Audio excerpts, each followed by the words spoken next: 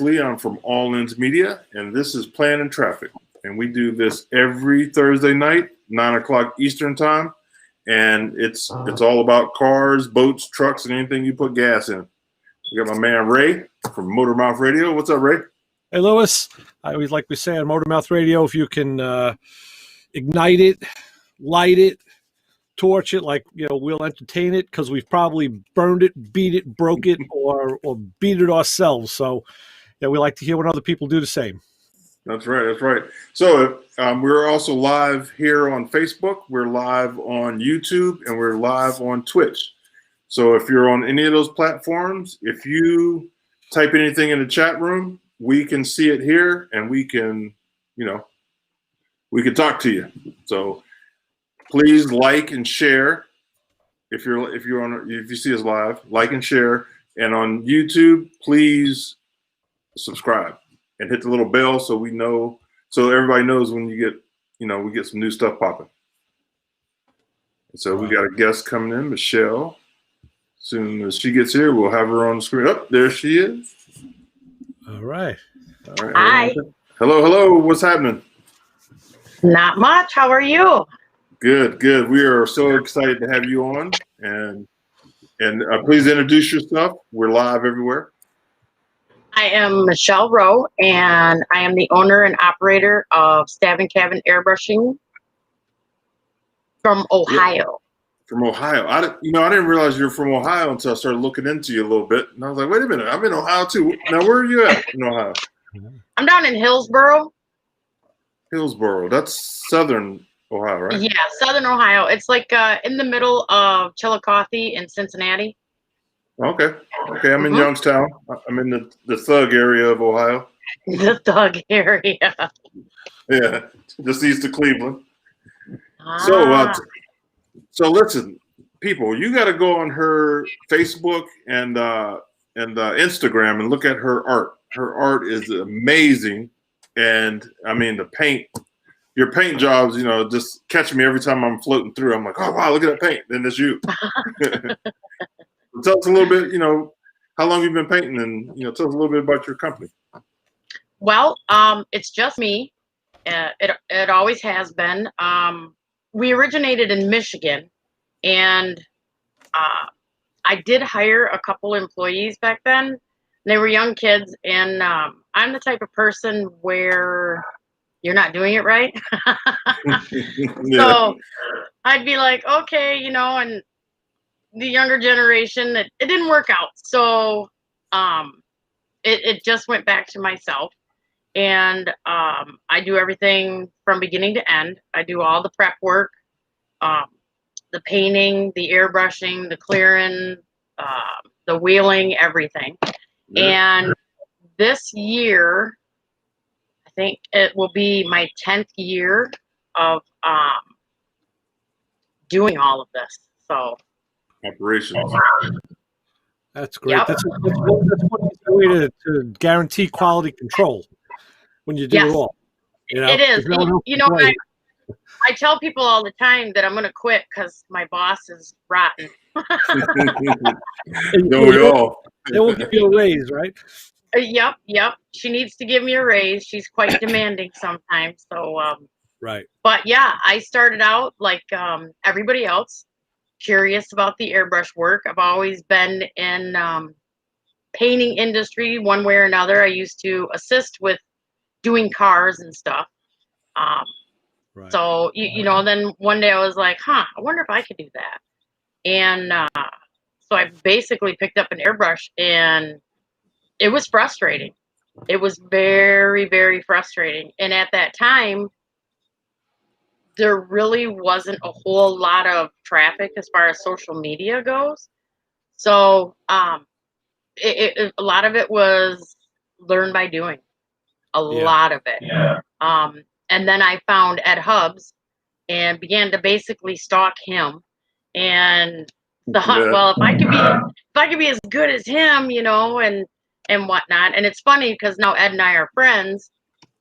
So whenever I do a magazine article or interviews or whatever, I mention Ed, and he gets a chuckle out of it every time. So yeah, Ed's our man. Yes, he is.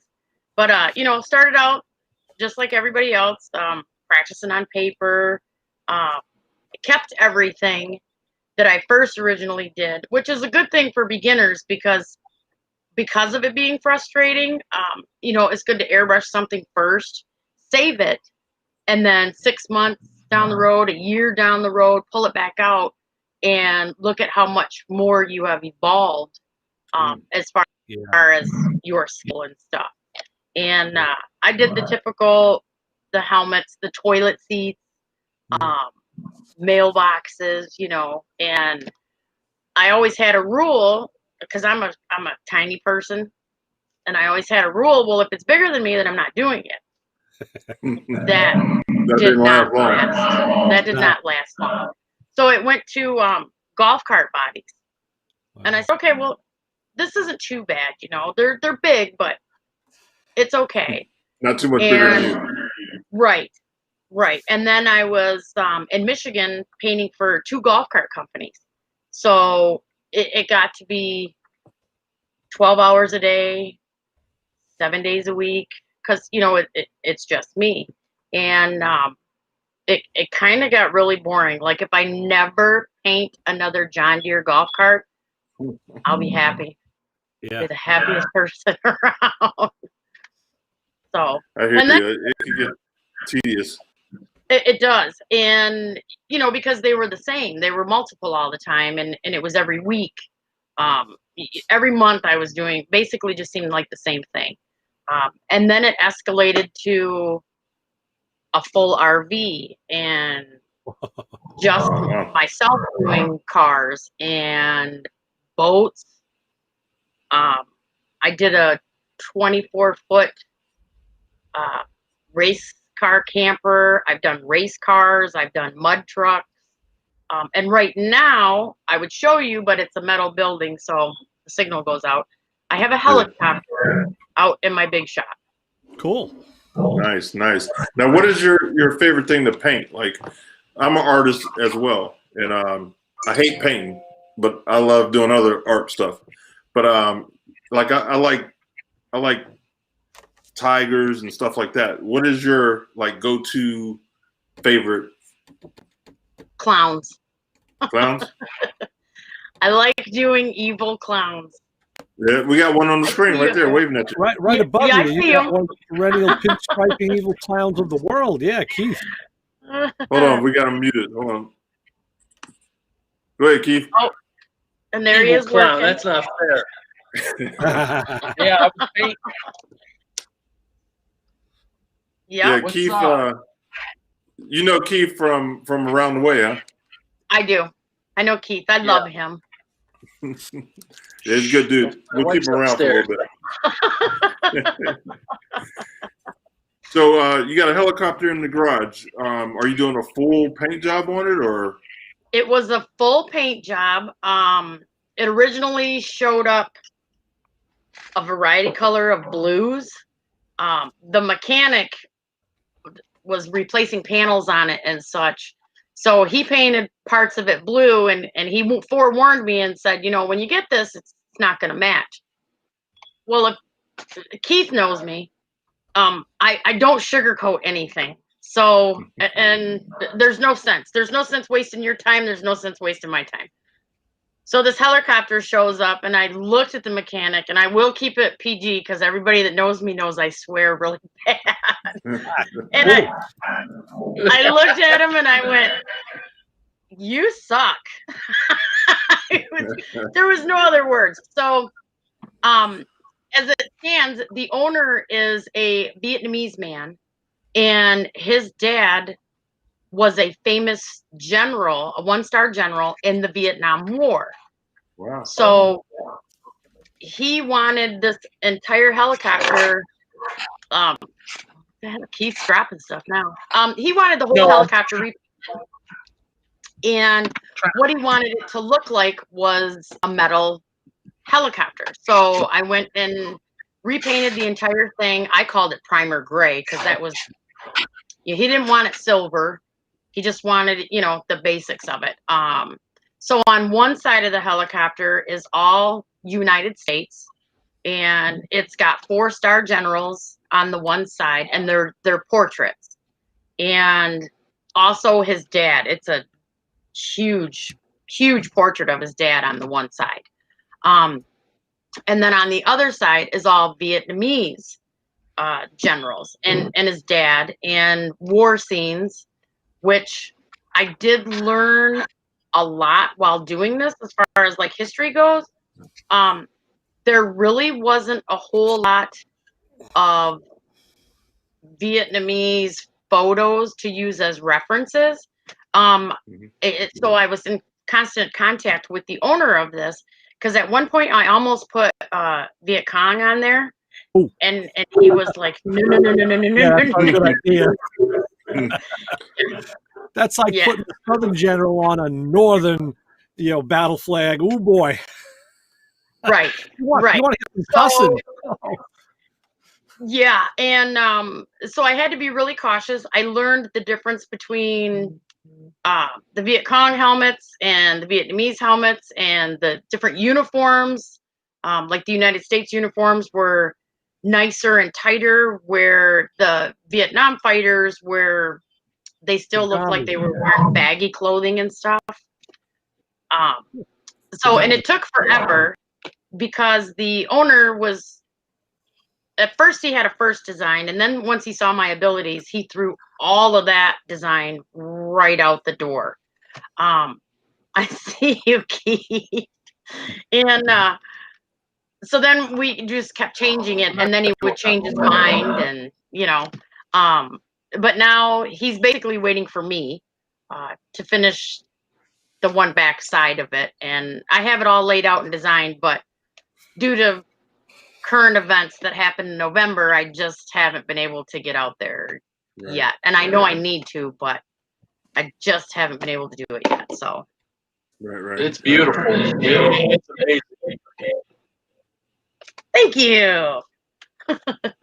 Yeah, I'm gonna try to put up one of your latest. I think it's a skateboard.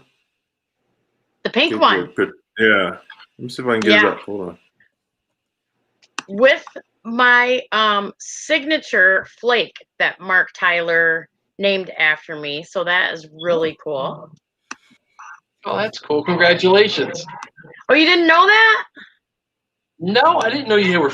I thought you were flaky. I didn't know you had a flake named after you. Yeah, it's called Roe Z Pink. Cool. Cool. Yeah. Congratulations. Yep. Why, Can you thank guys- you. Can you guys see that? No. No. Okay, hold on. I'm trying something new here. It's all right. It's not working. Hold on. Yeah, people are checking out your work, Michelle. I'm seeing that coming in here on the chat. Well, that's cool. Jim Francisco says your helicopter looks awesome. Oh yeah, he does, doesn't he? I like Jim too. Of course, I love everybody. It's just my human nature. And I love helping people, and I talk to people all over the world on a daily basis, and I answer questions a lot. Well, that's how Lot. I had questions for you, and then you started answering me, and we just started talking back and forth, and that's how we got to know each other. Okay, I can't get it to come up, so everybody go to their Facebook. Can you see this? Here. Oh yeah, there it is. Wow, nice. That looks purple from this side. I know it looks purple in the light. Cool. I like it. Like if you change it. That's badass. I like purple. I mean, I painted a motorcycle purple, so.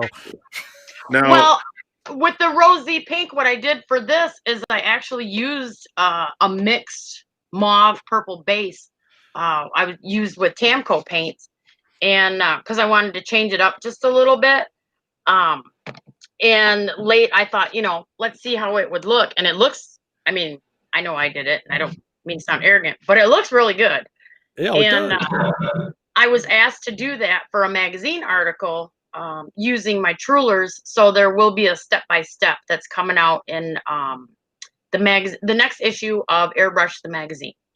Great. okay, Cool. so let me jump in real quick. Tammy from Tamco Paint is our go-to girl, lady, miss, and Jack from Trollers is also part of our community. So if everybody wants to, check out her article and see what we're talking about, there it is. Planning traffic is a worldwide thing going on here, and we have friends everywhere. So go check out our website, Planning Traffic, and you can see some of Tammy's stuff, some of Jack's stuff. Keep it in the family. Very cool. That's right. Keep it in the family. I gotta shut this heater off. I'm like sweating. All right. I'm cooking. I'm in my indoor shop where I do the littler stuff, and then I take it out in the big shop and clear it and whatnot, and then bring everything back in. And but I got it really hot in here. I gotta tell you, it's cooking. Yeah. And then I can show you this too. I had this sitting out. Oh, sweet. Cool. That is really nice. Look at that. Yeah. Wow. So tell everybody in the live audience how to see your stuff, or your social media websites and stuff. Well, because I've always been so busy, I don't actually have a website. It's just Facebook, and you can find me on Facebook at Stabin Cabin Airbrushing and Vinyl Decals LLC, and it's the same for Instagram. So I get a lot of sales on both websites. I just never had the time to set up an actual website. It's just too much to be, again, because it's just me. It's just too much to be doing everything at once, and I would never have enough time to do anything else. So, yeah, I'm gonna put it in the chat room so people can check it out. Yep. So, did you happen to go down to Tammy's thing in November? I didn't. I was going to, and then with the helicopter, I was kind of stuck here babysitting it. Waiting for the owner to make his final decision. And then I lost my son. So yeah, sorry. Yeah, we were sorry to hear that. Sorry. Yeah, it was. It was. I guess it was with good reason that I was not there. So, and of course, because of COVID, I couldn't go to SEMA. So basically, I haven't done any shows this year, and. Yeah, us either. I mean, that was part of my hustle money is doing shows all over the country, but there was none. I didn't go anywhere. I know. Yep, exactly. Yeah, because I was supposed to go to the show up in, I think it was Dayton when COVID first started, and I was going to go up there for Jack. And the panel jam thing, Keith, you might know what I'm talking about. I forget Crazy thing. Yes, that's what it was. Yes. Yeah, March with the IX. Yep, and then it ended up getting. Yeah, it ended up getting canceled. So, just kind of hanging out, waiting for everything to. Yes. Yeah, because people had already showed up for it, and because I'm not that far from it, so I was just going to drive up there, but. Yeah, me and Keith went last year. Yeah. Or was it 2 years ago? When did I strike that bike? Was it the year before last? It canceled last year, so it was the year before. No, it was 2 years. Yeah, good show. Next one that comes up, you should go for sure. Oh yeah, absolutely. The IX is closed. Oh, that's right. It's not going to be there. They closed that, so it went defunct, so no one's going to take that over. That's right. That's 1 million square feet. That's the biggest. That was one of the biggest places in the United States for a long time. Yeah, really. It was built for World War II to build tanks and airplanes. Yep. That's what it was. Yep. Yeah, never made it there. So I'm hoping that 2021 is a lot better, because I've only told a couple of people, but I will be attending the next Tamco takeover. Okay. My intentions are to go to the Costa Airbrush Rendezvous, and of course SEMA, which is what we all live for every year is to go to SEMA. Right. Yep. I hear you. I was kind of twitching and having withdrawal symptoms this year. I was like, man, what am I gonna do? Oh, I know. Well, I had gotten a hold, because I go with Jack, and I think I had gotten a hold of him like a month ahead of time and said, I don't think I'm going to go. I think I'm just going to play it safe and stay home. And then, of course, it got canceled, which made me feel better, because the whole time I was doing I don't know why I said I'd stay home. Yeah. That's the place. I mean, place to meet. Oh, yeah. Yep. Oh, it was amazing. Absolutely. Yeah, Keith went with me a couple years ago. Yeah, he's my official cameraman on his tag. That's the best souvenir I can have too, man. I'm proud of that. I got to frame it yet. My tag from SEMA, my first time there. That was amazing. And I warned you, Michelle. I says, when you go, your jaw's going to drop. Oh yeah, it did. And I learned a valuable lesson too, because I had scheduled appearances, and here was me thinking, okay, sure, yeah, I can come here, I can go there, not knowing that it was like a 10-mile effing walk. Yeah. Hey, one year it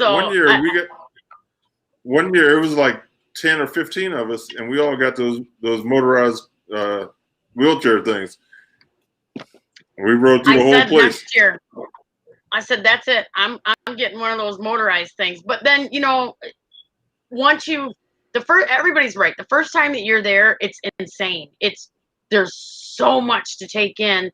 And what I was unaware of is, people that know me know it's just me.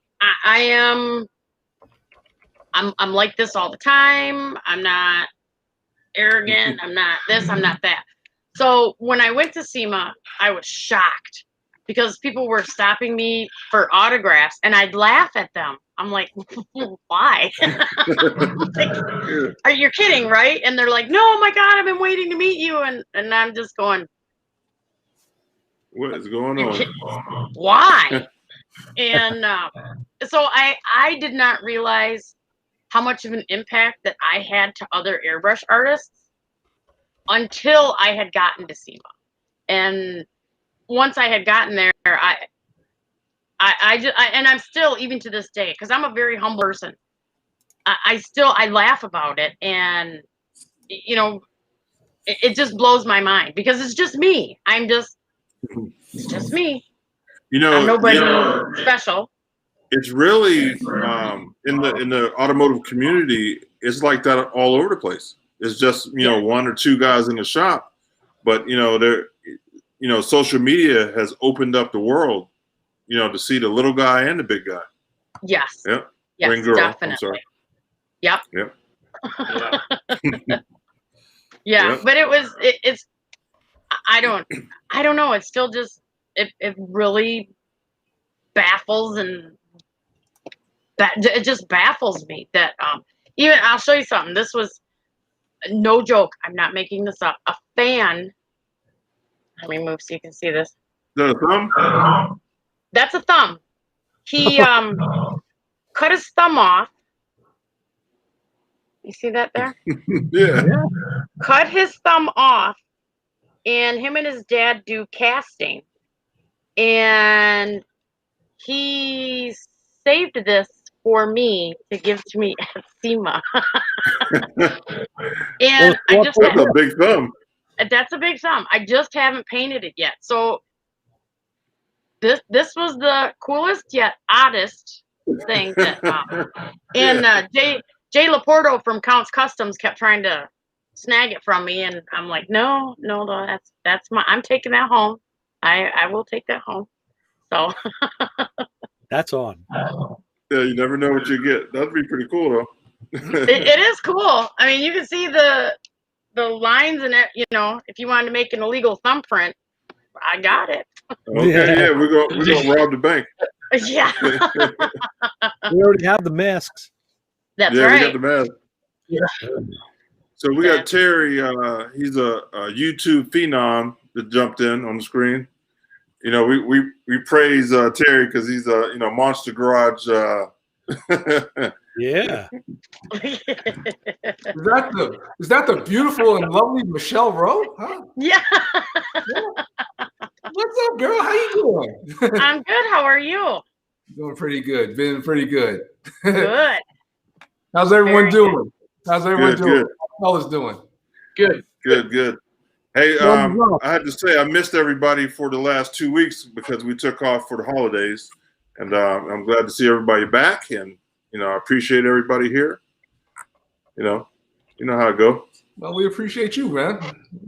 Putting people on this platform, let them tell their stories. It's beautiful.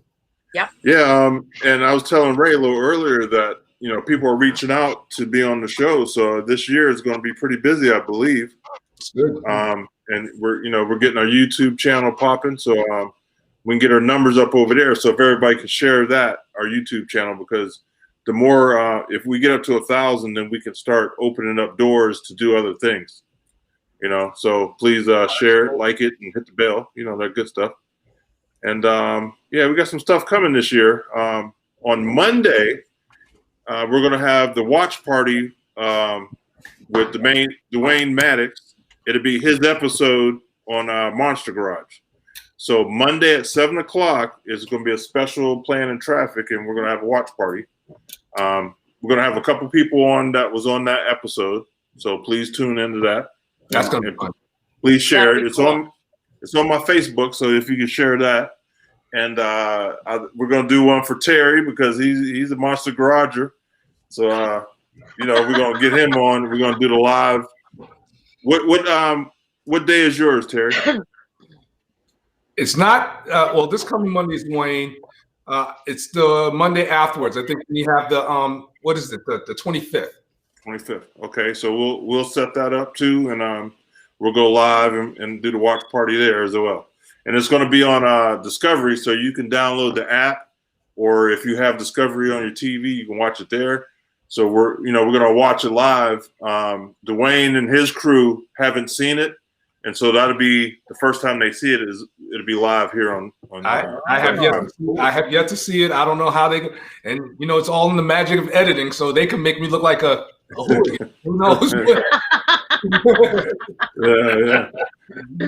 So please stay in touch. And keep an eye out for it. It's on Facebook. It'll be on YouTube, and it'll also be on Twitch, and another platform that I don't want to say the name yet, but it'll be around. It'll be all live. It'll be spreading far. Yeah. We're gonna reach out. There you go. So, does anybody have any questions for Michele in the chat room, or if anybody wants to jump on the screen, let me throw a hand up and I'll put you on. They got nothing. I pretty much answer them all the time. Yeah, we'll get John in. John, you want to jump in? Yeah.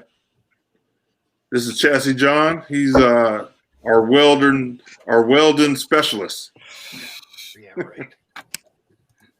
Firebird aficionado. Yeah. We got a tool guy in here too. Where's he at? Brian, you sleep? You look like you sleep. Maco Man Brian. We got Maco Man Brian. So hey, ask some questions, man. We got the painter here. I know Chassis John's working on a couple cars. His wife stole his car, so she might need some paint work. Yeah. Good. I'm gonna need an airbrush mural. I'm in Facebook jail right now for being a patriot. So I'll have to wait until Mark Asshole decides to give me permission to come back on. Yeah. Well, because I was cheering people storming the Capitol yesterday. They said forget the word they used. They sent me a message today. You're banned for 3 days because you're an antagonist. Well, we don't do that. Yeah. I mean, come on. I mean, there's more things to worry about. At some point in the next probably 4 or 5 months, I had a hood scoop on the car, and on the hood scoop was a mural of the car, a cartoonish kind of mural of the car, smoking the tires and flames coming out of the headers. And I no longer have that hood scoop because it's from 30 years ago and it's long gone. But so we're recreating this car, and I'm going to need somebody to airbrush that, the name of the car, and this cartoon picture of it on there. That's something you can do. I have some really great photos that you could, look at. I happen to know order to do somebody that. that could probably do that too. Yeah. I don't know. Yeah. We might have a connect. Yeah. Well, maybe that same person. Maybe It's that same person. there's a picture of it here, but it's not a real good picture of it. It's a crappy picture, actually. Oh God. Oh yeah. Oh That's yeah, pretty Kind of neat. hard to see. That's cool though. Yeah. Now, who did the original paint on that, John? The original paint is a friend of mine who passed away about 20 years ago from emphysema, and the airbrush and lettering was a guy on Long Island, Funky Frank. He's retired now. Funky Frank Studios. Probably one of the best artists in New York. He was the go-to guy if you needed airbrush and pinstripe and lettering and stuff like that. Yeah, you went to Funky Frank. Cool dude. Well, like I was saying, maybe, possibly, just maybe that same person, just maybe, the same person will do the airbrush on your car, John. Maybe they will find themselves, because I just picked up a '69 Le Mans. And I got all the parts. I just picked up all the parts to convert it to a GTO. Cool. Hideaway headlights, tail lights, everything, wing and everything. Yes, you're a masochist like me. So instead of calling it the Judge, maybe Judge Coverman. Oh yeah. Same font, same stripe, different, a little different, but in the same font as the Judge, or either the Coverman or something. I don't know, something like that, something creative. That'll look awesome. I'm just saying. Yeah. Sounds like a And plan. Terry, that's why I have the Coyote motor in, because it's all different, right? I mean, it's not an LS. Right. This conversation. Michelle, Terry's Can't the put an LS LS in guy. that. Cannot have an LS in a Judge. Have a 455 Super Duty. I already got the engine for it. What do you got? LS. LS. Come on. You cannot have an LS in a Judge. That is like that's like a mortal sin. You just changed the head. Hey, you just changed the valve cover and put Pontiac on the valve covers. You can do that. You can do that. There's a couple companies out now that are making valve covers for LS that look like original type valve covers. There's an old school Chevy valve cover. I think there's even a Pontiac valve cover. There's even a Mustang valve cover. Really? You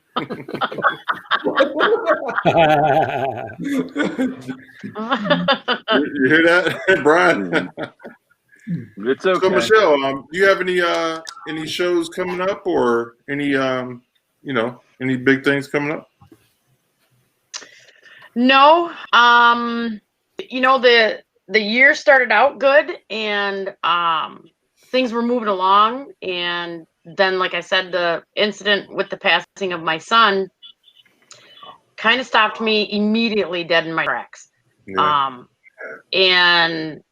But I know that I need to get back at it, and I'm already, like I said, I'm planning for this year with the Tamco and the Coast Airbrush, and then of course SEMA and whatever else falls into place in between there. I'll be there. I will definitely be there. And when people meet me, Keith knows I'm a big mouth. Well, no, I'm like this tall, and I got a big mouth. It's like my wife. Yeah. Hey, short people, we're little firecrackers. That's what it is. Hey, you make a 100 party pounds go, of fire. right? That's right. That's right. So, and but that's about it. My main thing now is to get this helicopter done. And once that one's done, the guy owns 7. So Jeez. Wow. yeah. And Helicopters are not cheap. No matter how you look at it, they're not cheap. no, this one he told me was $300,000, and I'm just sitting there going, oh my God, and it's so funny because when I first started airbrushing, and people, once I felt I was better, and of my first Harley came to me, and I was scared to death, and I mean scared. I was like, oh, I don't know, shouldn't be doing this, and it was all more fear than anything because I knew what I was doing. And Christ, I painted on I think it was a 1932 Ford pickup truck, but I was afraid of Harleys. I mean, I was deathly afraid of them because I didn't want to screw them up. Yeah, they don't bite. Yeah, no, it was the bikes themselves. And Really? so it's funny, you look back, you look back at like a $50,000 Harley, and I was afraid, and now I've got this $300,000 helicopter sitting out here. I'm like, yeah, I got this. Not a problem. Is it like a two-seater helicopter? Is it like a two-seater helicopter? Is it like a two-seater helicopter that kind of looks like a mosquito's eye? Yeah. That's like a bell. That's a bell. Yeah. Okay. Ugh, man. Yeah, he called it a kit. And what will happen with this is basically his dad's like the Pope of the Vietnamese community. So they have a celebration for his dad's death, and then they have a celebration for winning, as best as they can say, the Vietnam War. And because of there's only 2 generals still alive on the helicopter. So it's already been scheduled to go to Texas. It'll spend time with the generals' families. They'll take their photos. It'll be put into a museum. It'll be flown around. It'll be at these events. And when they do his the anniversary of his dad's passing, these ladies wear tiaras and gowns, and I'm like, holy shit, you guys are. This is the kind of helicopter, right? Does it look like that kind of? Yeah, kind of like that. That's a Magnum PI helicopter. No, these are. I'll show you my reference. Okay. I subscribe to magazines. So this is like the real deal, The top part of it is called a doghouse, and he took That's like where I live. He took the original doghouse off and had a Cobra doghouse built for it. Well, and you were looking at the magazine, so you know what I'm talking about. The different exhausts that come out of the Cobra on the top and whatnot.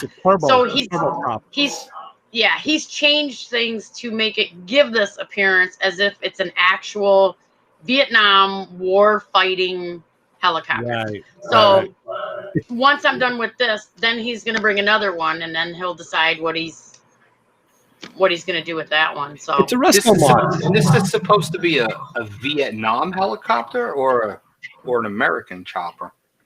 It's both. The one side is the United States. The Vietnamese had helicopters. No, John, you confuse you. Yeah, it's an American helicopter. It's a Vietnam era. Yes. Yes. Okay. That's what I was thinking, because I didn't think the Vietnamese had helicopters. No, they didn't. No, they didn't have the helicopters. That was a ground war. Yeah, the United States brought their helicopters over there, and because this guy, his dad, and I can't say his name, so don't bother. It's okay. There's no sense even trying to, because I'll mutilate the names.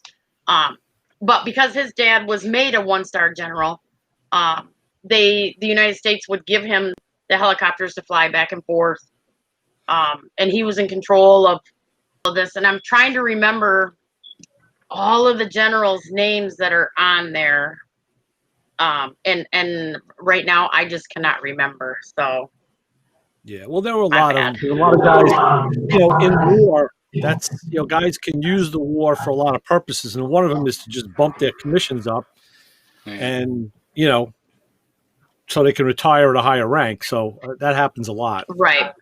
Right. But yeah, I'm sure it's got great history. That's pretty cool. It's very cool. It does. And then on the other side is the Vietnamese side has his dad, and then the president of Vietnam at the time, and then two other generals. And again, can't say their names. Right. So, but that's the main thing, is getting that done and getting that out of here. And then I have a 1959 or 1999 Cadillac headliner that I have to do for a gentleman, and it's a full mural on this, so that'll be cool. So I'm going to jump the gun before Terry, and out of the 3 cars, 55, 56, 57 Chevy, which one do you like the best? That's not nice Me? to steal his thunder. Yeah. Okay, Yeah, wait, there's no ask me again. pressure. Look at Terry. There's no pressure It's to like this. $64,000 question. He's waiting for the ball to drop. 55, 56, or 57 Chevy, which one's your favorite? We ask this every week. Terry asks 57. this every week. Yeah! 57. All right. Terry says 55 and 57 are junk. 56 is the only one. It's true. The 56 is a beautiful car. Terry, we still love you. It's okay. It's all right, We bro. still love you. It's all right. Happy New Year. It's all right. I gotta go with 57. Tell him again you're on Monster Garage. That's all. That's it. He's more famous than anybody here. Yeah. So, did anybody see the first episode of the Monster Garage? I did. I DVR'd it. I haven't watched it yet. I've been so Yeah, me either. It was kind of just like the original. Reminded me a lot of the old show. In some ways, Jesse James definitely aged. You could see he's aged. But he Well, you didn't know lose that his happened. boyish, impish, devilish demeanor. Not by a long shot. Yeah. If anything, it looks like he's a little tougher now, you know. But it looked like he was also among the build crew a lot more than he was on the original show, which is nice to see. Nice. Was nice. that on Monday night? Yes. Yeah. See, what they're doing is they're also releasing it on the streaming service too. Right. So at 12 o'clock that night, Sunday night, you can get the episode streaming. Oh, okay. Okay. And it was funny because the girl who was on, what was her name? Ray. Yes. The next day, I caught her on an older episode of Ken Kindiggs, of Kindigit. Her and another guy, he had done a contest for hiring new people, and she made the final with this other dude, and the guy had got it, and she didn't. I'm like, I recognize her. Oh, was it Dez? Yeah, they had that boot camp. Dez? Yeah, the boot camp. Yeah. Yeah. Hunt. One girl that came close to win it was Dez. What was her name? Ray. What Oh, was I her thought you last said name? Ripa. Yeah, Dez. Oh. One girl. Oh, I'm sorry. Yeah, when Ray was on, that's what she was saying, that she couldn't tell us what she was up to, but that's what she was doing. Right. So yeah, that's good. It's good to see some, TV shuffling itself and coming back with some new stuff. It's good. Yeah, other than crap. Yeah. Yeah. And they all come through playing in traffic. Yeah, right. Sooner or later, yeah, right? That's the best part. Yeah, we'll get them sooner or later. We got to drag them in the street. Yeah, no doubt.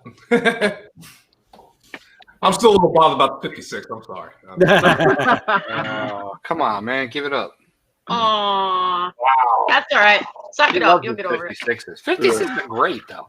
They're great cars. Really good friend of mine from school. He's got one of the fastest 56s in the country. Don't clean it up, John. Don't try to clean it up. No, I'm just saying. Glenn Hunter's 56 Chevy is awesome. See, I know Glenn Hunter. Yeah. You don't know him as long as I do. I've seen that car from when it was stock. Well, that's fine. But it's a 56. Oh, yeah. Hey, I'm telling you, you guys got to go look at Steve Darnell's. Oh, yeah? It's Yeah, beast, nasty. man. That thing's When's he nasty. coming on? You know what? Steve is a fly. I mean, he's a fly by night. So Yeah. he says, "Call me the day before or call me the day of." I'm like, "Bro, I gotta advertise it. I want to, get people Yeah. on." He's like, "Just Right. call me." So I call him, and he never text, or he won't text me back until 2 days after the day. And I'm like, "Bro, I missed you." So we'll get him on. It just might be a spur of the moment thing, Gotta call him on Monday. Yeah, He'll get to you on Wednesday and say, "Yeah, be here tomorrow night." yeah. Or, Kinda- Right. or you send him Tuesday, so when Yeah. he gets back to you Thursday, say, okay, in 2 hours, be here. We're on. Yeah. In the Right. same way with Shorty from Iron Resurrection, he says the same stuff. He goes, "Oh, remind me on Thursday morning." I'll text him, and he won't text me back until Saturday. Saturday. So you know how those TV guys are. Yeah. Crazy TV. Terry will be like that next week. Yeah, he will. He won't text nobody back. Yeah, you won't be able to talk to him. Yeah. I don't know what you're talking about. Get his autograph Wide down. angle lens on his camera. If he keeps growing that afro, he's going to need it. Yeah. No, man, look at this. This is long. Badass, man. Look, I got my hat pulled down, man. I got a wig on too, man. You too, huh? I was gonna say, is there a reason you got your hat on? You're covering it up? Well, I always wear a hat, but I'm Well, I really know wearing a hat now. You always wear that. Yeah. I get out of the shower, put my hat back on. Oh man. So, we have any questions in the chat room? Let's see. Let me check. See what's going on Facebook and YouTube. Angela Morty. Michelle, I got a question for you. What's up? I have a Allen double action. Is that a decent? I never ran paint through it yet. Say that again, because you kind of broke up. It's a what one? You froze, Keith. It's Yep, he broke. a Pache Talon Oh, passion. double action. Hang on a second. I think I have one of those. Rose. Ray left his chair. You know what that means. Pache double got it. action Talon. Let me get it. Yeah. No. No. As a matter of fact, I'm gonna grab this dish back here. Uh-oh. This. This is the junk. This is the junk dish.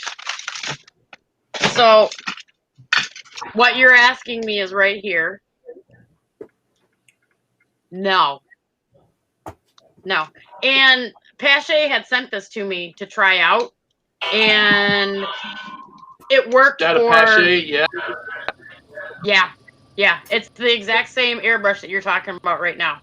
And they had sent it to me to try it out because there's lots of different companies that do send me airbrushes, and hey, give this a try, because they know I got a big mouth and people listen to me. And I had nothing but problems with it. Nothing but problems. It worked for about a week, and that was it. Then it was. So it clogs up or something? It clogs up, and I had Yeah, I got this a one. lot My of paint.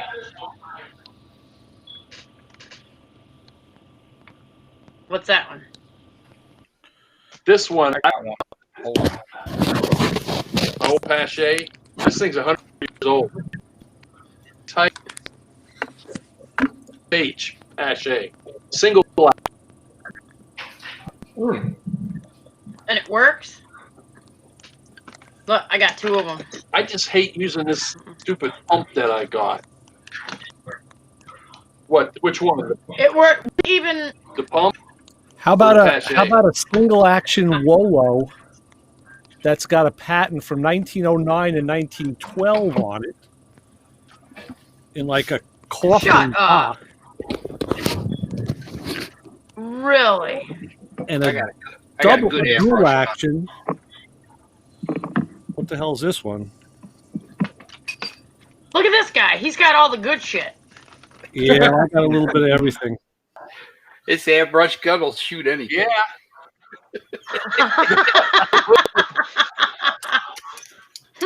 That's a Warlord too, but this is another real An very undercoating gun. This thing is great, and it never gets clogged.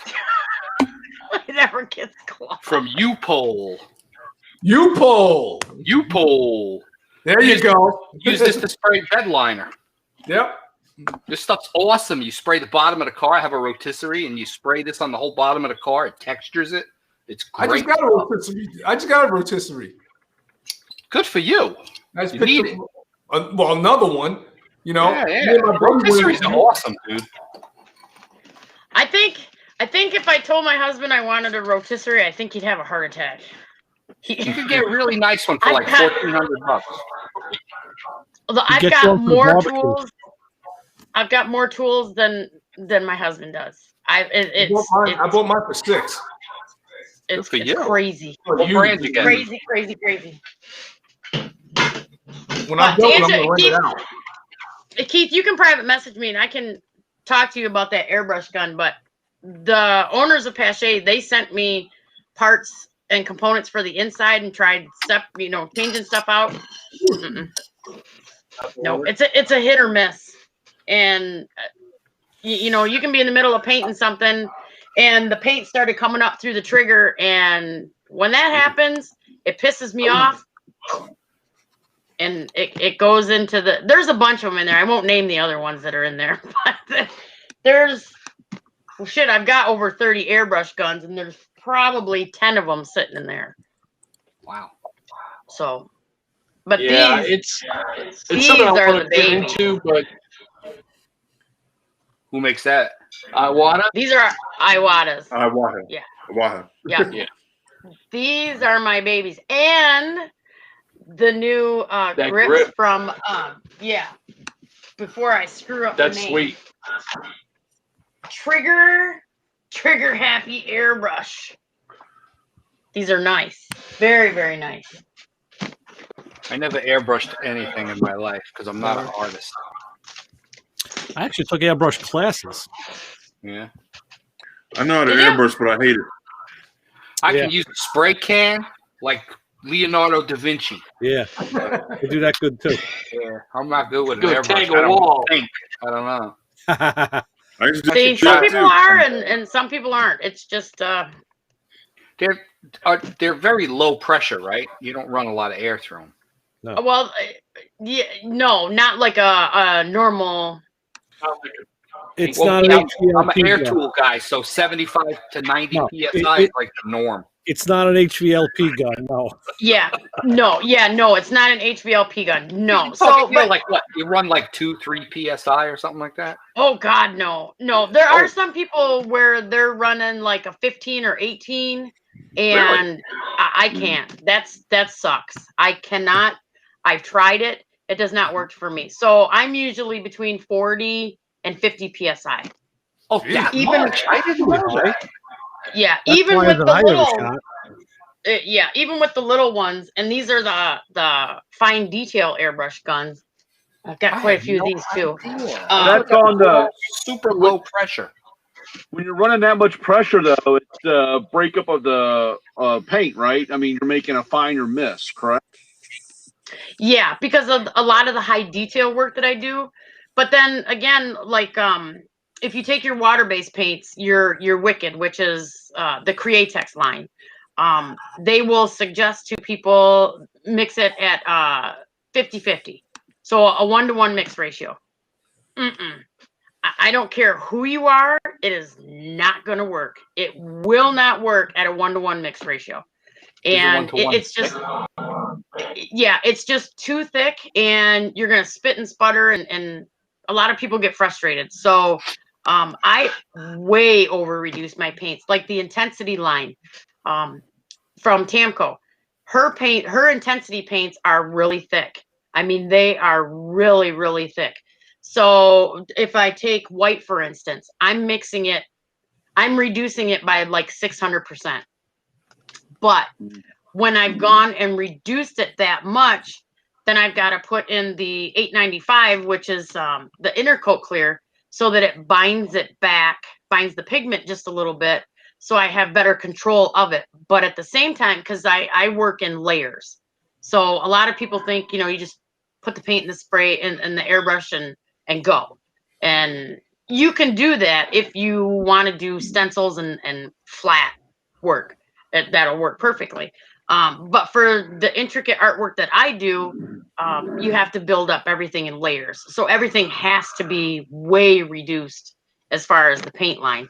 And even at that much of a reduction, I'm still spraying at 40, 50 PSI with my airbrush guns. And like I said, I've tried lowering them down and it just doesn't work.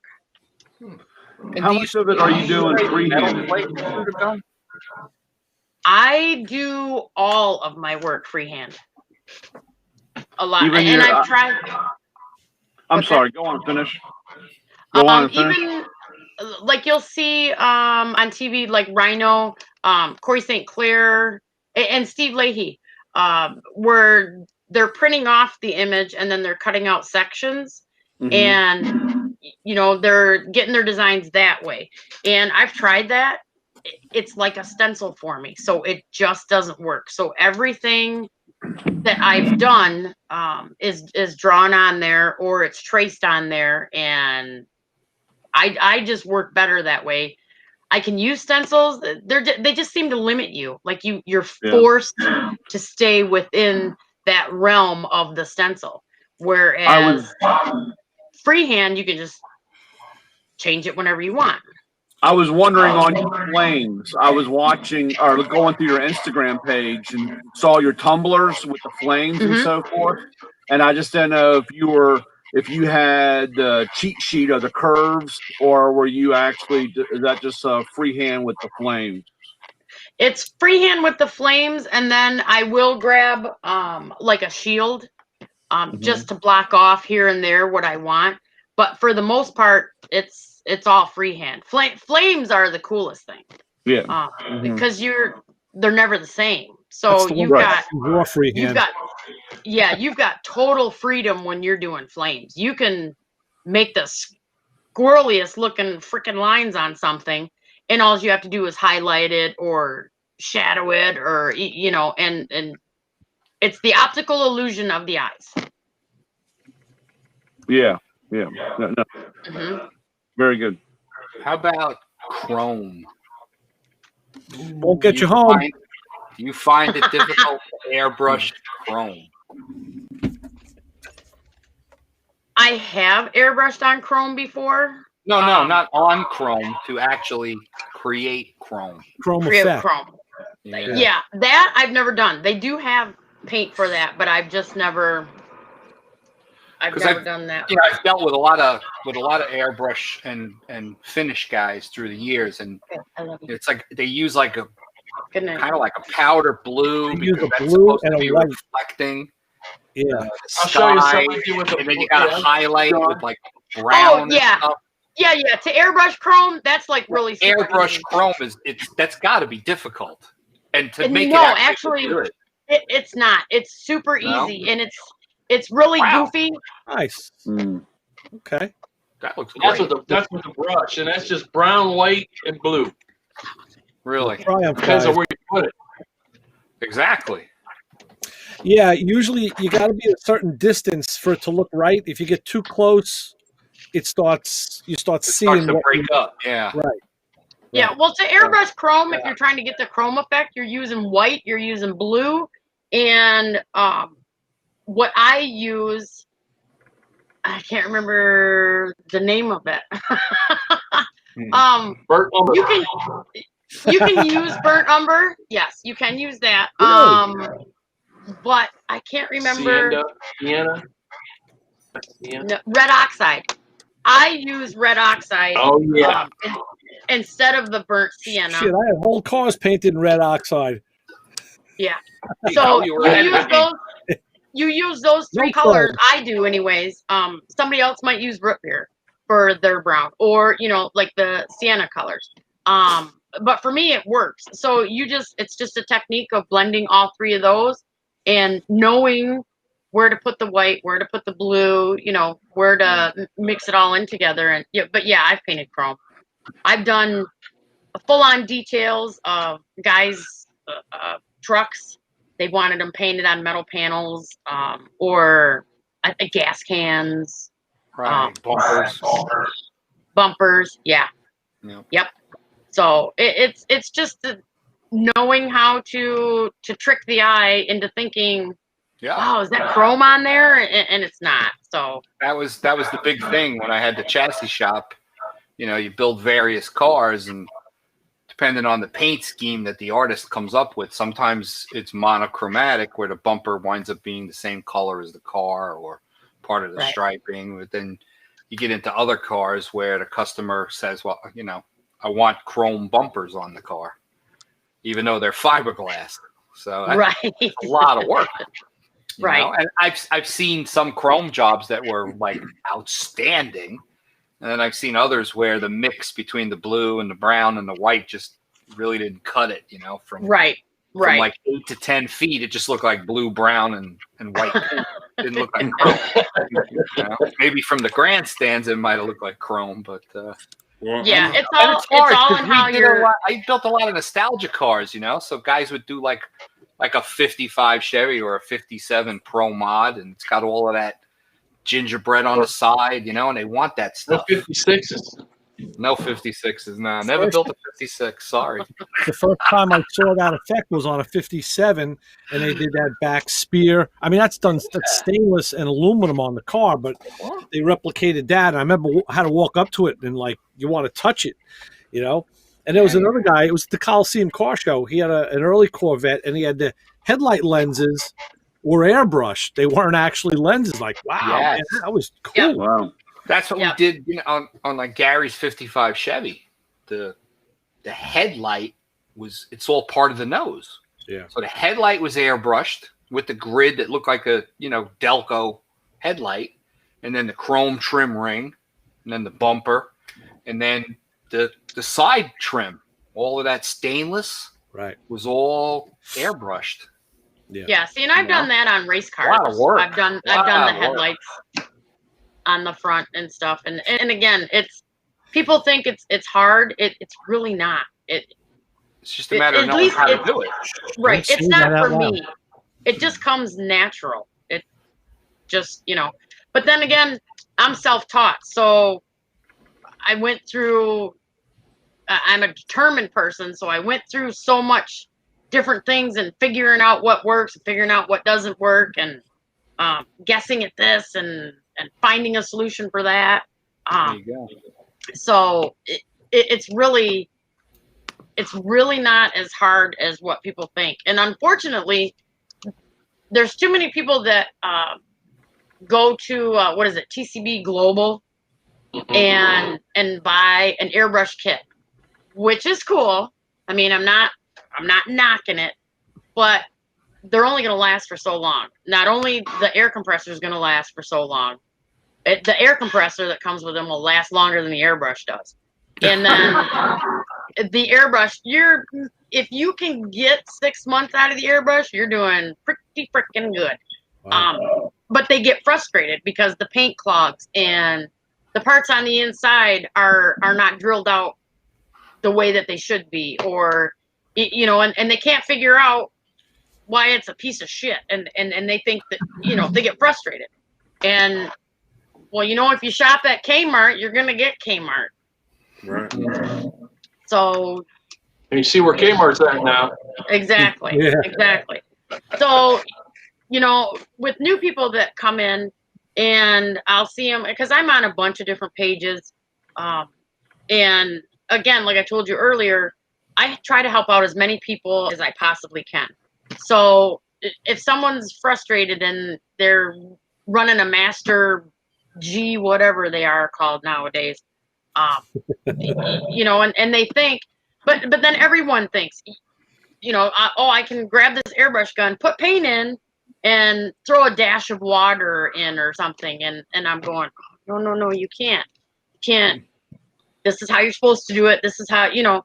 So, but they get frustrated, and then they chuck it. They don't continue with it, and that's why I like to pick up the pieces and go, okay, well, let's backtrack and see where you started. You know, it's fine that you're using your TCP Global airbrush setup, but it's not going to last forever. And, you know, let's figure out the paints and the reducers and everything. And then people mix Windex in it. Where did you get that idea? Never heard of that. Windex, yeah, thinking that nothing's gonna happen, and I, you know, I don't want, in case there is someone watching, I don't want to insult anybody, but I literally just go, listen, this is playing trap. Why should you be any different than us? Yeah. We do it all the time. yeah, you can't use Windex. Right, Brian? You know. It's like, oh my God, why don't you? Oh, and then they think you should see what we say to each other. Well, Keith knows how I am, so. So what's the purpose with the Windex? What do they try? What do they think it's? Are they trying to break down? I mean, not break down, but is it a lubricant of some sort for the paint? Tell you what I like to use it for. They're using it great. They're using it to reduce the paint. All right, Keith, we're gonna have a party. I don't have none. All I got is Tamco $3.98 out here. I really did snort it too. I got. Oh, I gotta remember that. Cheap high. No streaks. No streaks. No streaks up there. But yeah, they use the Windex to reduce the paint because the water isn't working, and people think that because it's a water-based paint that you can just reduce it with water, and doesn't. People don't understand that the Createx line Wicked, yes, it is water-based paint, but they have automotive paint pigments in the paint. Right. So that's why you can take the Wicked line, for instance, which I don't have any out here, and I can airbrush on a T-shirt and then turn right around and start airbrushing on a Harley fender. Yeah, that's what I was going to say. If they're using a solvent-based paint, what would make them think they could add water to it? But it's water-based. So. Right, and they think, you know, okay, well, it's not working, so I'll use water-based paint. But the Wicked, the Createx line is the Wicked is the most universal paint for anybody to be able to utilize and work with. Because like I said, you can go from a T-shirt and turn right around and airbrush right on a Harley fender, or, you know, anything the case may be, or plastic or metal panels, whatever it is. It's such a good universal paint. In that being water-based, like automotive, do you have to bake it, or do you have to keep it in the paint booth with an oven on, you know, temperature-wise, after you get done painting, or is it pretty much touch to dry? We get baked after we use the Windex. Oven. Yeah. Or if you're having an adult beverage, There you go. No, you don't have to bake it. You don't. As a matter of fact, they don't recommend that you apply direct heat, like a heat gun or something, or a hair dryer, because you're only heating the surface. You're not heating the underneath part. But it really takes about the same as solvent. So after you use the water base, or, you know, do that, then is there a time limit on clear coating of that, or is there? No. So nope. Okay. Nope. And another thing is that people get confused, because I started with water based, and, you know, like I said, I went through my frustrations. Social media, it really wasn't a big thing. It was just starting.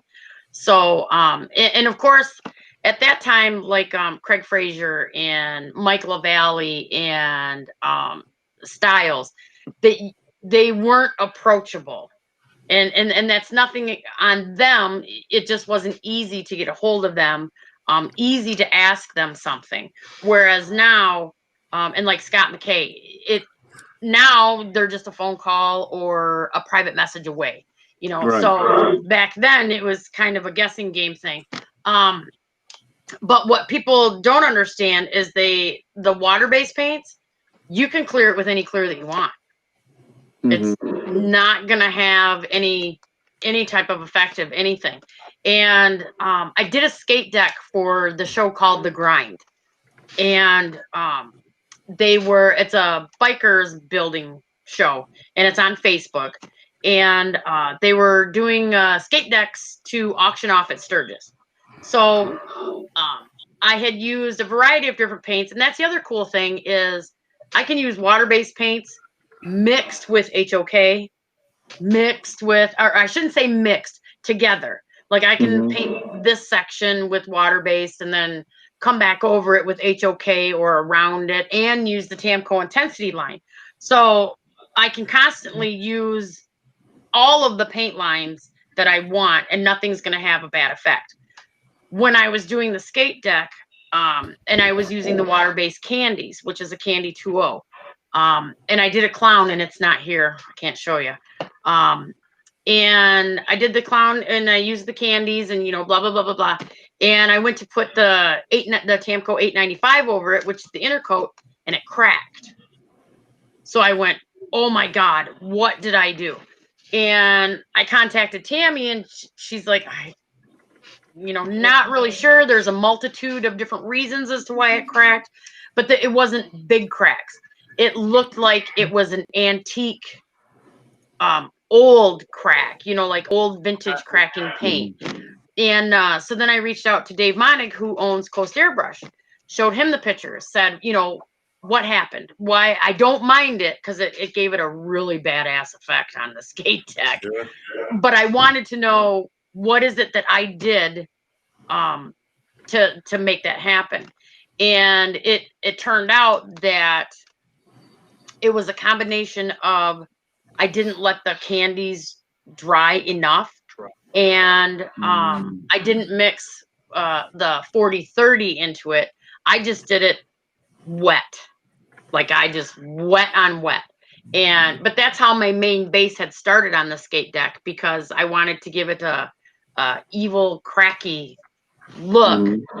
And so it didn't dry enough, and then I started painting over top of it the same day.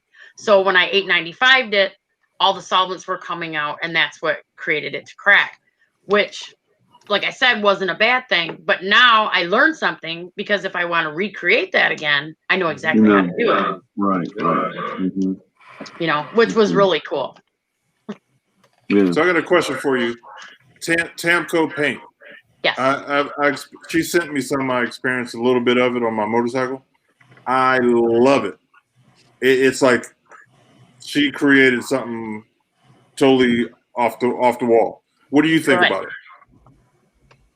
What do you mean? What do I think about it? What do I think about her mixing the paint, or just her paint in general? Yeah. Her paint in general, I absolutely love it. I get fantastic coverage with everything. I've never had a problem with it, but then again, I know how to spray paint. So, I don't have an issue with fish eyes or runs or, what have you. Like I did say, the intensity line though, which right here, is thicker. It just seems to be a little bit thicker than just your average automotive paint, which is fine, and that covers phenomenally. Also, you just have to learn to work with it and reduce it a little bit more, and here and there. But the Tamco paints, I love them. I really do, and I love the clear. And anybody that knows me knows I am a huge fan of the 5310 primer.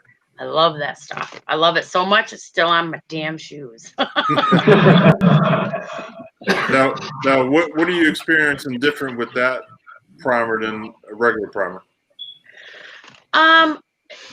It seemed to have sprayed nicer out of the gun. That, and also where you had the option of you can do it 4-to-1 or you can do 4-to-1-to-1. It sprayed a lot nicer. Sanding it was beautiful. I mean, it was so smooth. I tell everyone it's like butter. Is it more like a filler? Is it like a filler? You can use it as a filler. It depends on how you're mixing it. So, but it sanded, it covered well. It's just phenomenal. I absolutely love the primer. I tell everyone that the 5310 is my crack. If you want to get addicted to Tamco, try the 53 primer. It's just, it's amazing. And it's flat, or when you're saying covered, it's not wavy. I don't want to use the word wavy. I've only sprayed a little bit, so. But is it just a smoother cover or a flat? It's a smoother cover. I've done it on boats. I've done it on cars, bumpers. You name it. I've used it on there, and it just lays so much better. And you know how like powder coat. When you powder coat, it can get kind of lumpy. Nubs. Yeah. There's no nubs in this. There's no nibs whatsoever. I mean, it just lays out beautifully, absolutely beautiful. And I'm sure that maybe someone could get nibs with it, but I've never had nibs with it. And when I've gone to sand it, it's so nice to sand that it doesn't take a lot to sand it versus some of those primers, you're really working at it, and then you typically burn through, and then you've got to repair that part or, whatever. It sands really, really nicely. Or if it cakes the paper up. When you're sanding, it cakes. It's too thick. Yeah. Right. Yeah. Not with this stuff. I tell you, you just hit it with the sandpaper, and it's like dust. It is so fine, and it's super smooth. It's fantastic. So basically, don't use a Harbor Freight gun to spray it. Yeah, no, don't use the Harbor Freight gun. No. Well, I don't know though. It's the TCB Global ones you shouldn't use. Harbor Freight, those are nice because you walk in, you pay $30, you use it one time, you throw it away. Yeah, it's true. If you receive, take it back. That's right. This thing don't work. Yeah. And then they replace it. So there you go. I've had a lot of painters at some of my paint shops that I go into, and they'll buy the cheapest gun because they work that into the price of the paint job, and they'll say, "Hey, bring me such and such," and I'm like, that's a $49.95 gun. Why don't you buy this? He goes, "Because I use it twice and throw it away." There's a lot of people who do that. They don't, they don't even spend the time to try to clean it because that's where they make the mistake. Or when they take it apart, it doesn't get back together right, or cleaning. So why have that headache and just buy a gun, use it, especially if you can rack up 3 cars that are all going to be white or black or blue. If they're all the same close color, they just spray it and then throw the gun away and buy another one. So. Plus, and that's more profit in your pocket. And then I know lots of people that pay for the yearly thing for Harbor Freight, whatever that is. The club. Yeah, the club. So if you join the club, and I think it costs $30 a year, you can walk in there and buy the $40 paint gun and use it 2-3 times and take it back in because you didn't clean it. And they don't care if you didn't clean it, but because you're a club member, they go, okay, here's a new one. Exactly. That's pure profit. Yeah, it's crazy. Good man. Yeah, and let me tell you, I do have Harbor Freight guns. I do have them as spray guns, and some of them are really nice, and some of them are they're shit guns. I call them throwaway guns. Recently they came out with a line of guns that look like the DeVille-Bis guns. They're all and I did buy one too. They got the cup on the top. They look like they're actually pretty good, but I don't know about, the needle and seat. Is it junk or what? Who knows? It's not junk. I bought one. And I was hesitant on it, and it's a Black Widow, and I bought it, and let me tell you, we're going to keep this totally PG, but I was just like, it was heavenly. They're really nice. I mean, I was really shocked. I was really, really shocked, and I should have bought one a long time ago. So it's a good gun for like a garage guy that's got to, prime something or do, a little touch up here and there on something. Or I bought one, but I didn't use it yet. Yeah. You didn't use one? Well, see, they had 2 of them. There's the HVLP, and then there's the HT. what is it, HTM or whatever it is? HTE. That's what it is. So I bought the HTE because I already have the HVLPs, and the HVLPs I basically use for like my primers or, whatever. But the HTE I bought specifically for clearing, and the helicopter, because I thought, well, I'll try this out. Then you get the teacups, so now I can be underneath the helicopter. I'm not gonna have to worry about anything. I'm not gonna have to stop. I'm not gonna have to be underneath there and tilt my gun up to get the clear back down and through. So with the teacups, makes it a hell of a lot easier. And I was So when you're all, what's the biggest gun that you're using? Because I know you're not spraying the clear with the airbrush gun, right? I mean, you got a regular paint gun with a 1 liter. Yeah. Okay. Yep. I've got several of those, and that's what we were just talking about is the Black Widow that I just bought. Yeah. And using the teacups, it's a lot nicer. A lot nicer. I was really amazed. So, but that's, I could have bought the HVLP, but I've got like 4 of them out there. And with me, one is just for primer. The other one is just spraying metal flake. So if you want to go wet flake, I've got that. Or to do dry flake, I've got the Flake King that attaches to this airbrush, the Eclipse. So, I mean, when you do flake, let's face it, either way, it's a mess. I don't care who you are. It's a mess. So it basically is just, do you want to do it wet? Are you gonna be able to do it wet? Because I've had sometimes, and I know what I'm doing. And I think it was just last summer. I didn't create a run. I created a fucking landslide. I mean, there's runs, there's sags. Oh no, this was a landslide. And I laughed because I knew what I'd done wrong. And I was just like, oh, you could peel it off. It was that bad. Like it was just, so, but like I said, I've got one that's just for primer. One is strictly for metal flake. One is to do the tumbler cups. So it's a smaller HVLP. And then the other one is a bigger paint gun. So each one has its own.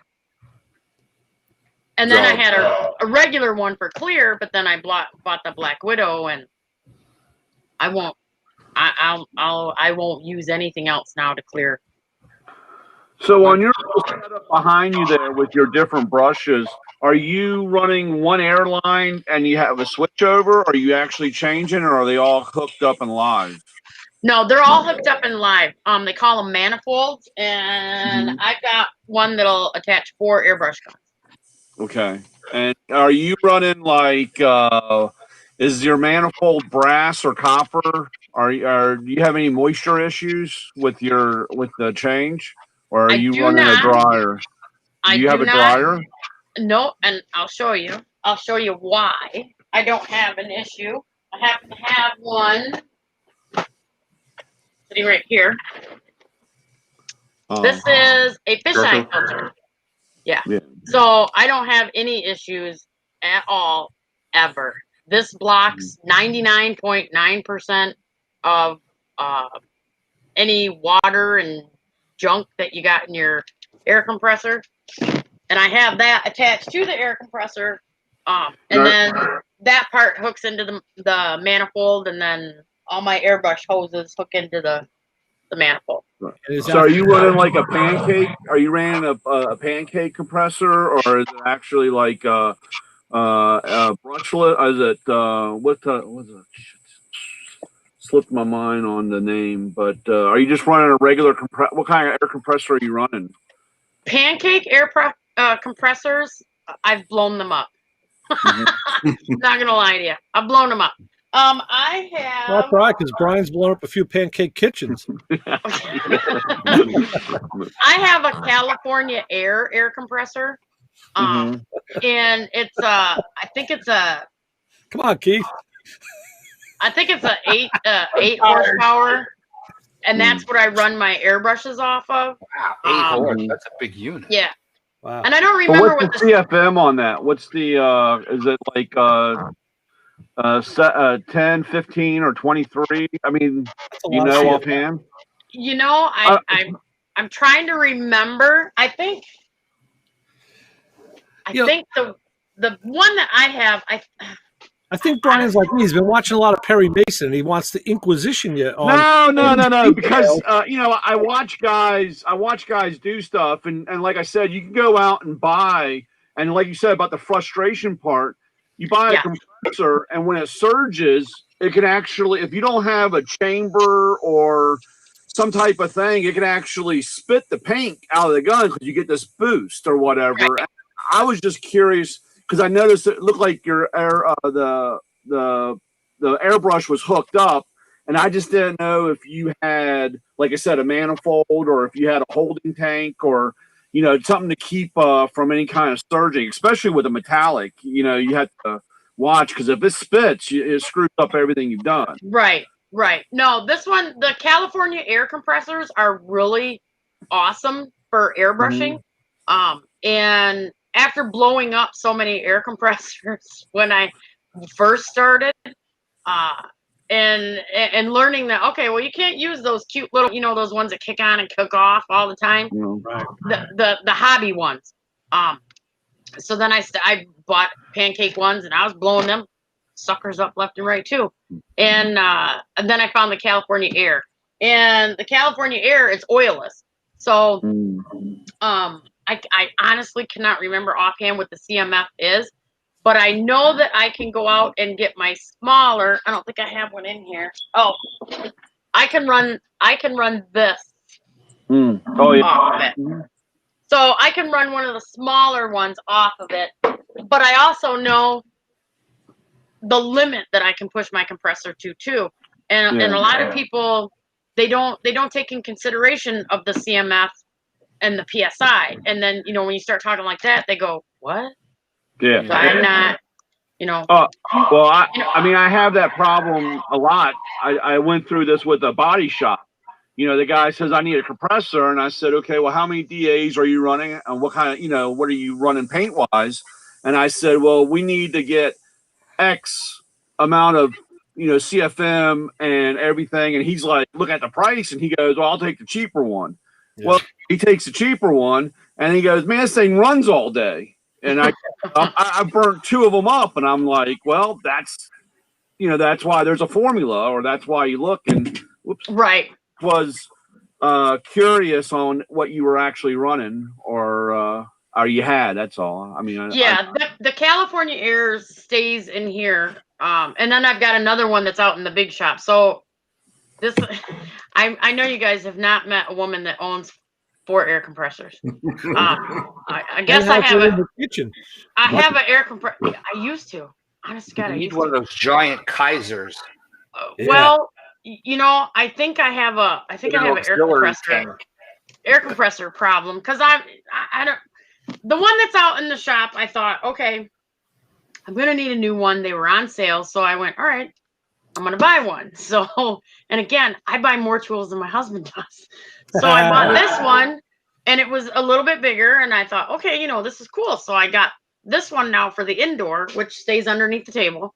And then I've got one out for the outdoor, and then I've got 2 more out there. So, you know, when you start talking about air compressors and the bigger ones, people will buy the single stage because they're cheaper.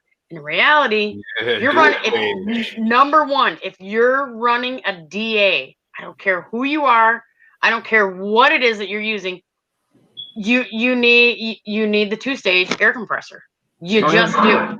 I mean, you can still use it off a single stage air compressor. That's fine and dandy if you don't mind stopping every fucking 10 minutes, you know, and waiting for it to build up, Yep. So, and people don't take that into consideration. You'd be surprised a lot of the people that don't think of that. They think of the price, and here's me going, you do not want a single stage. What is it that you're planning on doing? What do you want to do? Don't buy the single stage. You need the 2-stage air compressor. Any kind of bodywork air tool is nothing but a controlled leak. Exactly. Yeah. Exactly. Yeah, like plugging the hose in with nothing on the end. Yeah. Yeah. Yep. And people, like I said, you'd be surprised. There's a lot of people that don't actually know that. They, Yeah. you know. And it's all about SCFM at a certain pressure. Mm-hmm. Yeah. That's the things you got to look at when you start comparing compressors. You got to look at the if you're going to run square cubic feet per minute. Is that what that means? If you're running a heavy SCFM. at least you'll need at least 90 SCFM at like 125. That's a minimum. Yeah. Yep. Otherwise, the compressor just keeps running and running and running. It takes forever to load up. No. See, and I thought about putting a holding tank on my one air compressor, and which I could do, but then I went, well, you know, I don't know.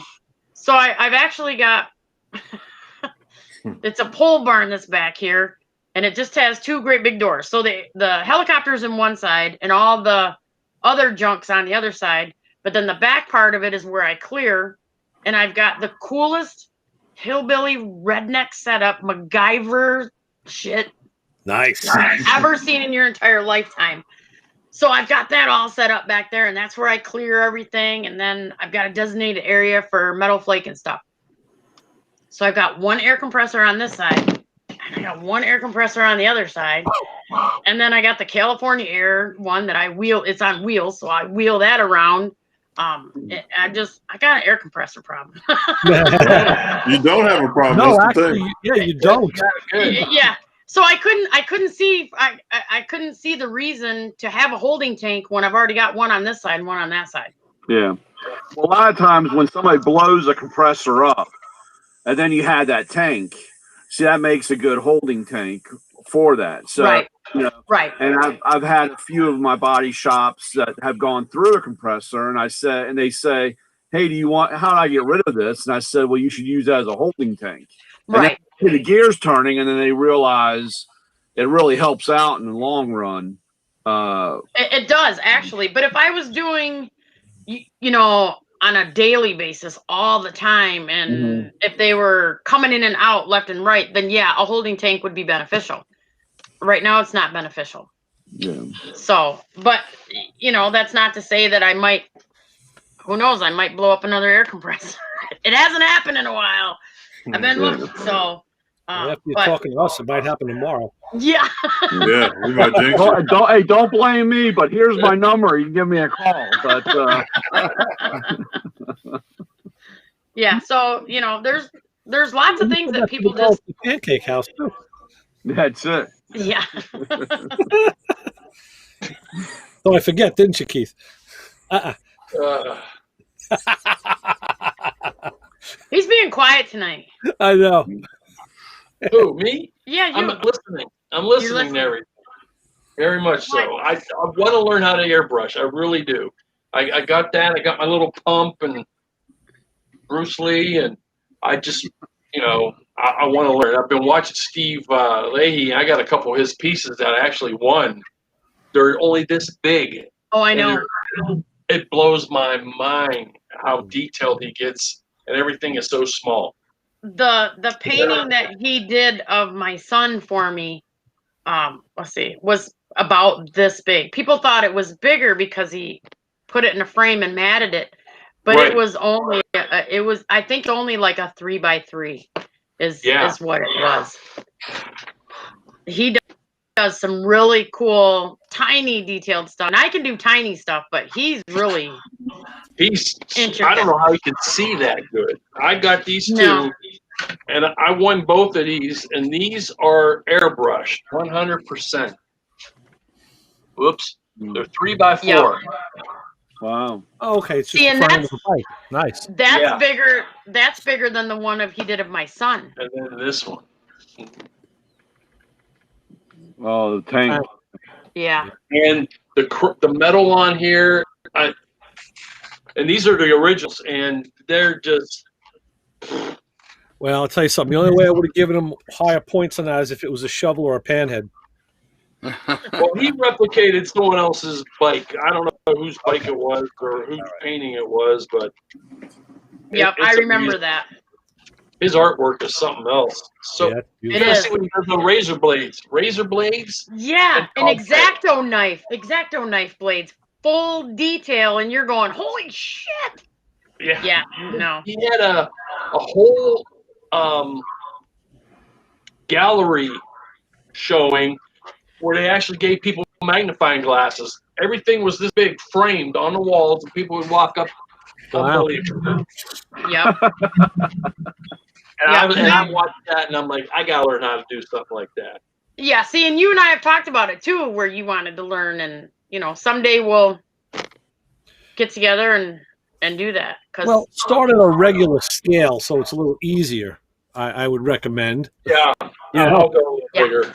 Yeah, because I'm doing the stripes is screwed up my eyes. Yeah.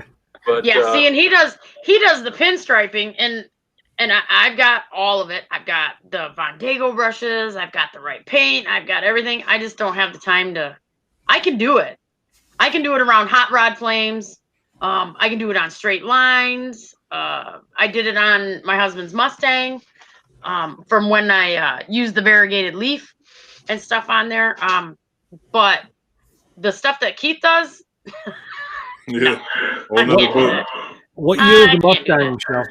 Huh? What year is the Mustang? It's a 07. Okay. Sorry, Brian. I was trying to oh help you yeah, out. with the skulls on the hood. Yeah, that was badass. Yes. Yeah. Them skulls were, and I thought about, because you had asked me earlier about freehand and stencils. So I had thought about it earlier. Now we're a 2-car family. Now, in order for me to work on his car, he had to steal my car. And it was summertime. So I was like, this isn't going to work. So I would do it in sections. And I think I started on the back first. So one weekend it was the back. And I thought, if I do all of these skulls on here freehand, it's going to take me longer. And I'm kind of selfish when it comes to my car. So I was like, I got a great idea. I'll order stencils. And he said, okay. So we sat down and looked at the different stencils, and they're goofy looking, but they're goofy looking, but they're cool because they match the car. So, and those freaking rally stripes, that vinyl shit that they put on the car. And especially in the Ohio sun, it cooks them, and they were cracked. So that was a must. But like I told him, your whole car needs to be repainted. There wasn't enough time. Let's fix the rally stripes. So I did that, and prepped everything, did the skulls, but I used the stencil on it because it was going to be faster for me to go along the car. So I did the backside the one weekend. I started on the front. And was going to do silver leafing down the center, and then I changed it because this car is red, so I did a red variegated and put that down the center of the car, and had to pinstripe those, which is fine. I can do that. That is a piece of cake. What Keith does, no. It's not going to look good. And then the following weekend, I did the back end, and then the following weekend, I did the roof. So, but it all tied in, and it looked cool. And then he got a hood scoop thing. A fake one, I called it, and because it is, it's fake. Well, if you remember when he bought the car, I said it was his midlife crisis car, and it was a chick magnet. He bought a chick magnet car. Okay, so when he decided to have this done, I turned it into a sausage vest car. Oh boy. Chick magnet no more. Because the chicks could care less about the skulls on the car. It's all the guys now that come around and they're like, oh, this is cool. So he can have his chick magnet. I converted it for him. But he bought a plastic hood scoop thing.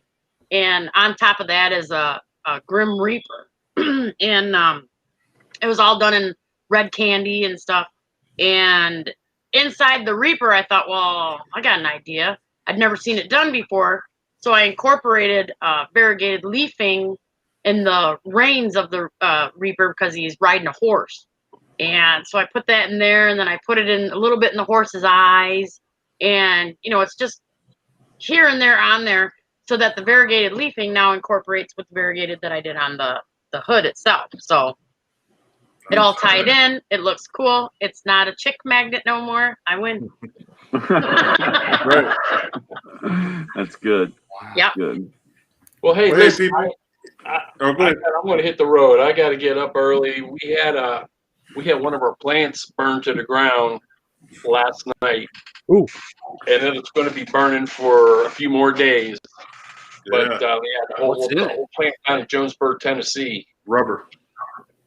Wow. And it's a total loss. So we're trying to move all the customers around. And How did it catch fire? I guess when you're mixing rubber, if you got too much cure or if it's been in there too long, it could catch fire. And I guess when it dropped out of the mixer as just a 500-pound ball of flame, it hit the mill and and it was fire suppression and everything went off, but they couldn't kill it. So wow. Yeah, it's gonna burn for a while. Oh, we saw pictures of it today. Stink. Yeah. Will. Oh man, they're gonna smell that for miles. Well, they blocked everything. You couldn't even drive near there. It was so smoky and everything. You couldn't see nothing. So, I mean, we were on with the president of the company. We had a meeting it was an hour at 5 o'clock. I get off at 4. I got back on for the meeting. And, we got a lot of work that we got to do to get these customers, move the recipes around. And, it's going to be nuts. But they're thinking they probably won't rebuild that one. That building's done. I had a dealership that caught on fire, and once the tires caught on fire, that was it because it just burned and it warped the main beam going across in the shop. And once that happens, that was it. We got silos of oil. Silos of oil. The warehouse is full of all kinds of different types of polymers. Rubber, and once that stuff goes, plus all the other chemicals that are involved in it. Some of those chemicals you can't put water on it because it'll explode. Yeah, true. True. That's hard. Yeah, that's nasty. Wow. Yeah, so it's gonna be interesting the next week or two. Well, hey guys, I gotta shut it down as well. And Michele, we really appreciate you coming on.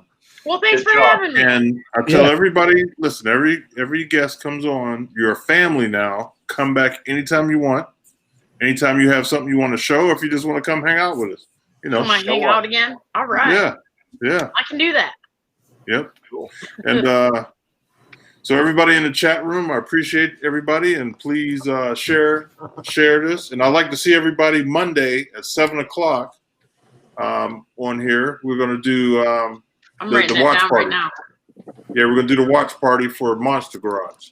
So 7 o'clock Monday. Catch us on YouTube, Facebook, and Twitch. Great. And you can watch, you can chat with us and, talk it over while we're watching it live. Cool. Yeah. All right. Sounds I'll be there. And we will be on next Thursday at 9 o'clock Eastern time. So tune in for that. And please tell your friends and, all the good stuff. And I appreciate everybody. And we're going to sign off now. Bye. Take care, everybody. Be safe. All right. Have a good night, everybody.